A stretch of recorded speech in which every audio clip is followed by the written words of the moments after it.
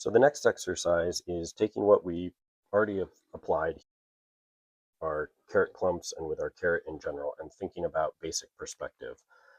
And by that, I mean, when we are painting, we need to think about the kind of horizon line as whatever our eye level is in the painting. And so wherever we're standing, there is going to be invisible to everyone. There's going to be our eye line, whatever that height may be.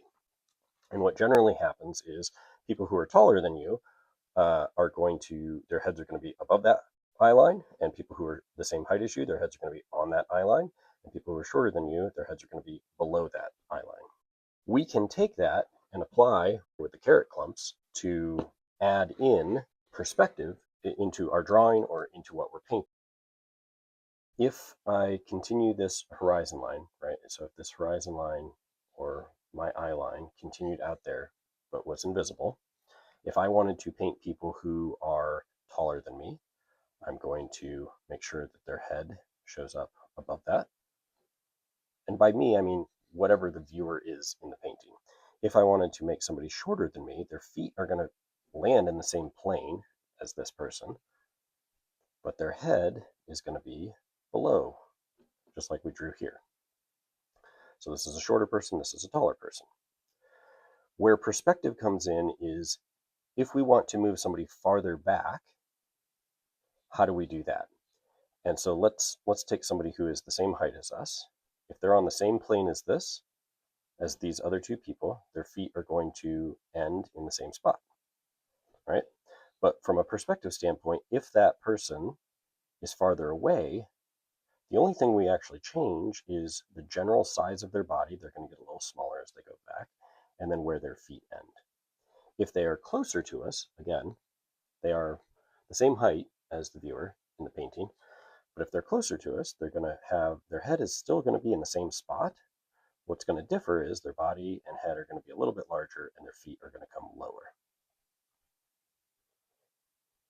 And so the same basic shape, the carrot shape, right, that we've practiced painting previously, if you just look at these three, this is the same person at a distance, up close, and in the middle. And all we've done is just changed where their feet are. And we can take what we've done previously with our carrot clumps, and we can apply the same idea with groups of people. So let's add some whose feet land farther back, and we'll add some whose feet come down a little bit farther, and we'll have some whose feet come down quite a bit. And we can slightly vary the tops of where their shoulders are to vary their heights, right? But just by varying where their feet end, we're going to shape an effect that makes it look like there are people who are up close, in the middle, or in the distance. And again, it's the same brush stroke. It's still just creating kind of a bad carrot. And all we've done is adjusted where our feet end and maybe varied the tops of where our shoulders are to make people who are either shorter or taller, because again, there's going to be natural variation. So you can see with very, very limited brush strokes, very economical in terms of the number of brush strokes. I'm not fiddling with it a whole bunch. I've taken basic perspective and my carrot clump idea, and I've created a crowd of people. And this is another excellent exercise that I think is well worth practicing.